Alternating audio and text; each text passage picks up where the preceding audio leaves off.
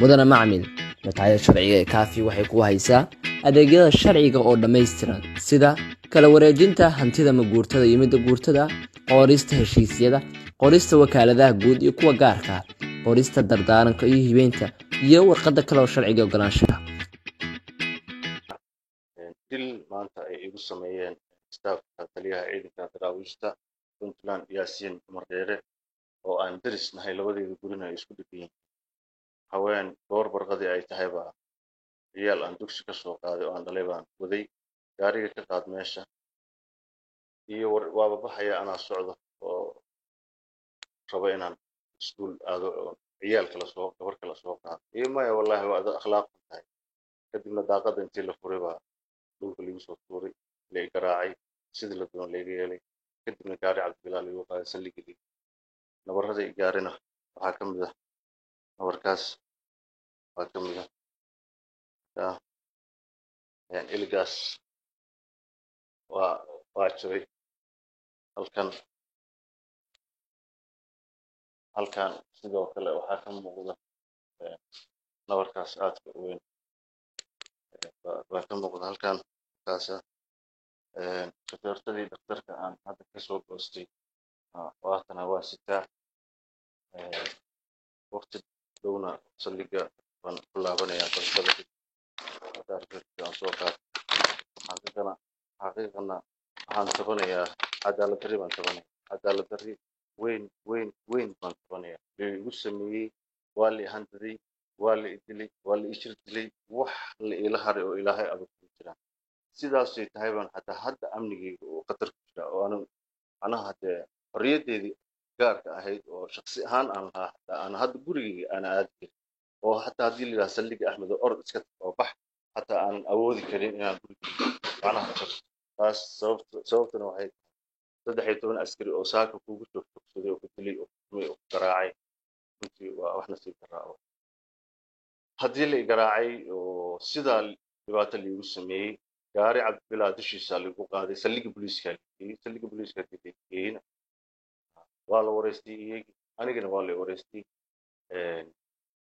saldhigana ka sugayaa wixii jawaaba iyaguna waxaa la yidhi ninkan ciddi dishay keena anna referta la ii jaray haddana saldhigan ku sugay waxaan tabanayaa cadaalad darri laamaha cadaaladda puntland waxaan ka codsanayaa anoo muwaadin reer puntland u dhashay muwaadin ah oo degan caasimadda puntland ee garowe oo muwaadin ah oo wariye ah oo weliba xarun dowladeed xarun warbaahineed xarun dowladeed ka shaqeeya in dhibaatadana ay geysteen ciidanka taliyaha ciidanka daraawiishta yaasiin cumar runtina waxa weyn dhibaato weyn baa la ii geystay aniga iyo carruurtayda haddada aan idin hadlayo gurigaygii gaarigaygii meel aan ku sheegi karo iyo carruurtayda ma aha carruurtaydana waxa weyn laba cunug oo yar iyo gabar keliya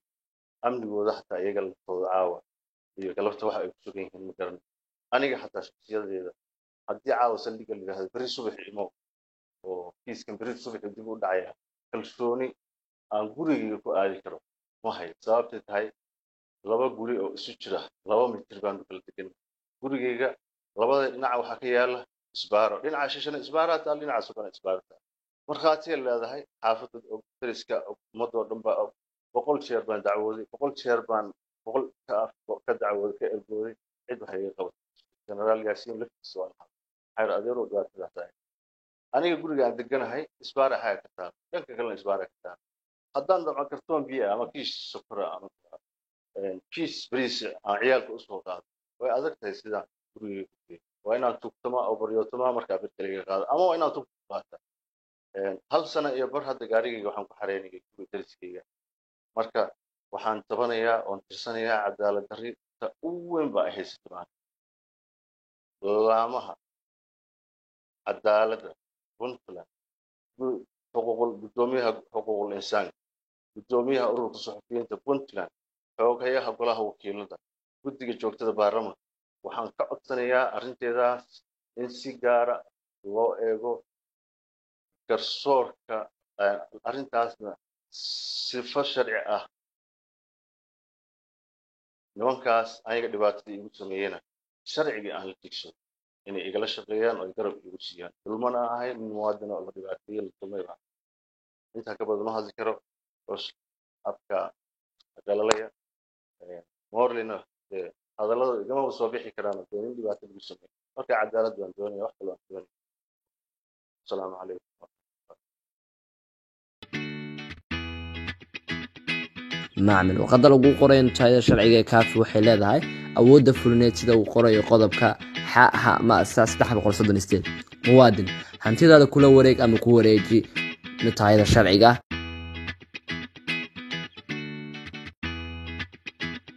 haddaba macmil hubso meeshay hantidaadu marayso hana aqbalin dukumentiya hadhow hantidaada murankaa gelinaya qoraalada nataayada kaafi ku haysa waxay leeyihiin awoodda fulineed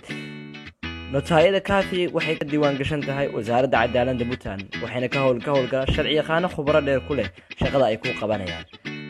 waxayna adeegsanayaan luqadaha kale ah soomaali ingirish carabi turkish xafiiska nataayada wuxuu ku yaalaa magaalada qardho wadada hormarta bangiga dowladda macmil ha moogaan nataayada sharciga ee kaafi